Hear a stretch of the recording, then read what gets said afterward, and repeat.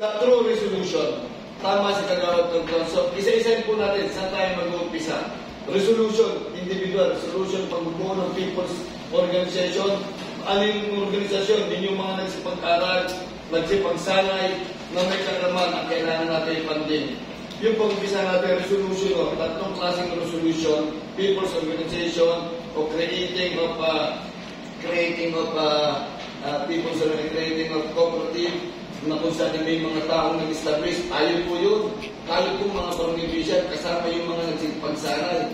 Pwede rin tayo mag-networking na kung sino ang gusto sumali, kung tayo mayroon ng service tax doon sa kooperatiba. Then i-apply natin sa DORI, this to all government local agency na may concern in terms of kanyang mga kooperatiba. Pangalawa po ay yung tinatawag natin sa mga government PRO tulad yung sa national, sa TESDA, nagbibigay, tama ko yan, nagbibigay yun, ng mga pwede pa natin mapaalis yan papuntang abroad. O sa katunayan po, basic ko yung ginawa ko natin before election. 3 na po nakaalis, kasama po yung pamangkin ko, kaalis lamang po ng isang araw. Papuntang Japan ako, kung hindi ko pa hinila. Nasa Japan ako ngayon, nag-aaral na ako ng Pongo. May alawas na. Kaya ako, Mr. Chairman, lumiling ako sa kapulong ito, mag-awat ito, with due respect.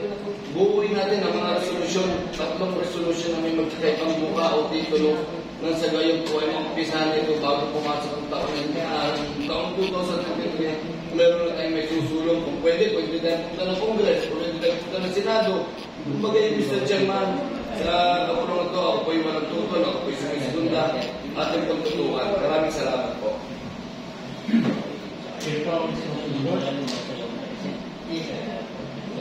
Mr. may recognize. Nagpapasalamat po kay Kagawad gentleman from Riverside, Kagawad Billy Sadya. Kagaya po na kinatunan kanina, pagtuna po natin yung Barangay Technical Building. Sa kasaysayan po ng buong bansang Pilipinas, wala pa po ni isa na nagtatayo ng Barangay Technical Building. Walang-wala pa po. Dahil ako naman po, alam nyo, taga-TESDA po ako. Mataas po ang position, sa kauna-unahan. Sabi ko nga, pagka matutuloy yun, ipapangalan ko yun. Palalakihan ko na yung pangalan ng ating presiding officer. Kasi siyempre nato doon naman po, at kaya po yung sa panahon nun eh. At ang magiging bunga po nun, hindi na po natin kailangan pa na maglabas ng pera, kundi ang ilalabas natin yung building at yung kagamitan. Yung nakikita niyo po na mga libreng mga kagamitan, kung tayo pa maglalagay, maglalagay niyan, iimbitahin lang po sila, mobile program. At kada mobile program po ng TESDA, may kakaibat po yun na pera ang ating mga kabarangay. Tulad doon yung graduate ng NC2, TESDA ng NC2 Bake and Pastry, tatanggap po sila na nasa 160 times 25 days. 160 times 25 days. Magkano po yun? 1632. Sa 4,000 mahigit. Kasama ang internet allowance sa 500. Sa loob ng 25 days, nagkakapera pa yung ating kabarangay. Maisama pa natin sa kooperatiba. Ang tangi lang natin puhunan, magpatayo ng building. At siguro po, dumating ng punto tayo kinuha na ni Lord, nadyan pa po yung building. At marami po tayong matutulungan kababayan, fight against drugs. Kasi lumalaban tayo sa droga pero hindi natin malaman ang gagawin sa ating kababayan. Di po ba? Yung ating kababayan, sasabihin natin, sige, tumigil ka na sa droga, anong bibigay natin trabaho?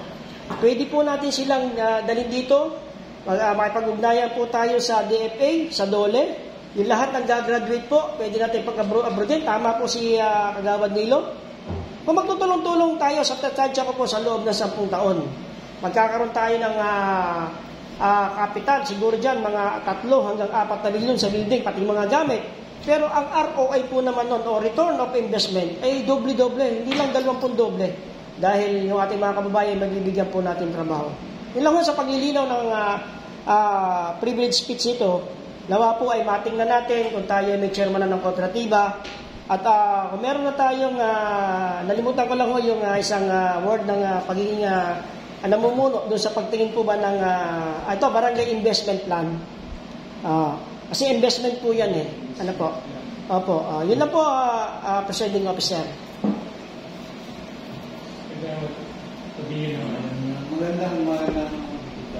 Maganda po ang layunin ni kasama ng Kagawad Tonton. Kaya alam mo, nais ko lang pong linawin. Tayo po ba ay bibili ng lupa at ng building na yung lupa po na paglalagyan ng building? Yung para kung wala pa tayong pasilidad na parang na hindi po bibili tayo o para may lagay yung mga gamit o ano pong plano nyo doon? May reply. Ito pong natatayuan natin. Kailangan po ito. Alay-layo din ang maabutan ho. Patibayin po natin ito. Lagyan po natin ito ng mga 2 hanggang 3 floor pa. Hanggang ika-4 na floor. Kasi bawal na tayo magtayo ng kahit anong building yan eh. Pero hindi po pinagbabawal na pataasin natin ito. Because yung lupa tinatayuan ito, meron ng pahintulot ang may-ari. Ang bawal ay yung simula. Yung simula. Ibig sabihin po, sa akin pong pagtaya, ito, pagbalik-balik na rin ng Supreme Court decision, pwede mo pataasin eh. Pwede pa nga kung palalimin. Pero yung magdagdag, hindi na po pwede. Yun po ang sagot ko sa kalanggalang gentleman na taga-Purok Maligaya. Ano po? Pwede po natin pataas ito. Pera lang po ang kailangan natin dito. Meron din po tayo nun. Kung kanasakali kailangan iutang natin yan, iutang po natin. Para sa kapakanan po ng ating mga kabarangay. Yun lang po, presiding officer.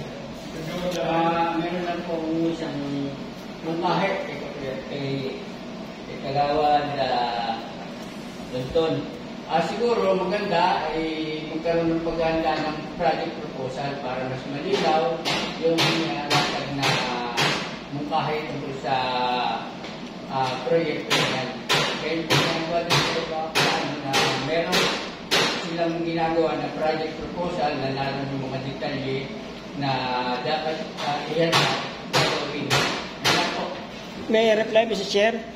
Minamungkahi ko po ito, lahat na binagit po ng kagalang-galang ng Kagawad galing sa St. Jude, na i-forward po to sa komitiba ng INFRA, sa komitiba ng Laws and Ordinance, at sa komitiba kung meron na pong cooperative. Kung wala pa po, makapaglagay po tayo. Yun lang po, Mr. Presiding Officer. Mr. Presiding Officer, in terms of yung sinasabi ni Kagawad William Labay po, ay nandiyan ang pag-treasure natin, Mr. Secretary Crisno, na ilagay na natin doon sa annual investment plan.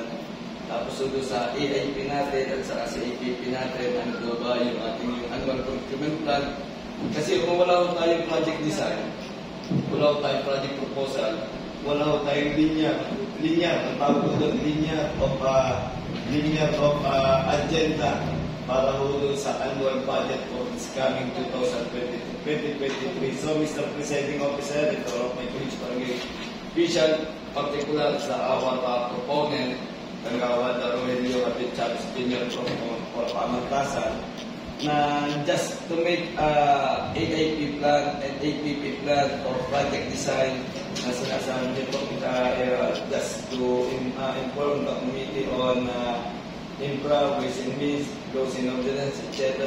So, I know and I believe, being you are the proponent of this resolution, you are proposed, Mr. Presiding Officer, may I request to Kagawad Aurelio Capit Chavez Jr. to drop the agenda and isa ko sa mga tutulong at ang Sangguniang Barangay to review the sendan. At saka yung sinasabi, wala ho ang ating Sangguniang Barangay, Mr. Presiding Officer, ay walang komitiba ng kooperatiba or livelihood. So, Mr. Chair o Mr. Presiding Officer, may request to create new committees para to assist para doon sa paggagawa ng people's organization. Kasi ang daming people's organization dito sa atin, LGUs, NGOs, PGOs, wala akong nag-affiliate o nag-receive. Kaya may gawin mo natin proper itong ating kompleto yung ating sanggunian. That's all, Mr. Presiding Officer. Thank you.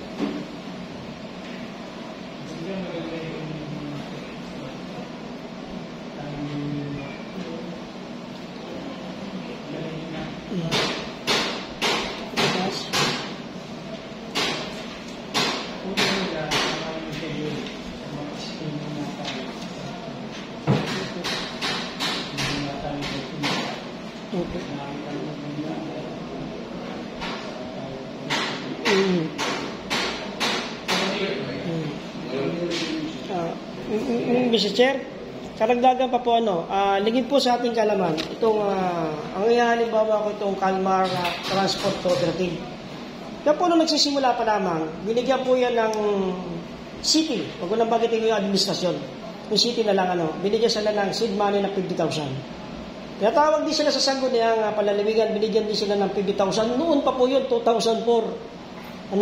Pag kasi nakita, ng Sangguniang Panlunsod, Sangguniang Panlalawigan, na nabuo natin ito, tayo pa rin yung kauna-unahan nagbigay ng livelihood program. At kung sama-sama po tayo, yan po ibibigyan ngayon ng puhunan ng syudad at ng Office of the Governor. At sabi ko nga, baka tayo makapagbigay, maliit na lang Ang kapitan na nga lang ho natin, halimbawa ho yung oven saka yung facilities. Yun lang po karagdagan lang pong informasyon. Ito po. Kaya nga, Mr. Chairman, nagpunan nyo natin yung pagkakais at kapirasong papel na may nilalaman ng papel.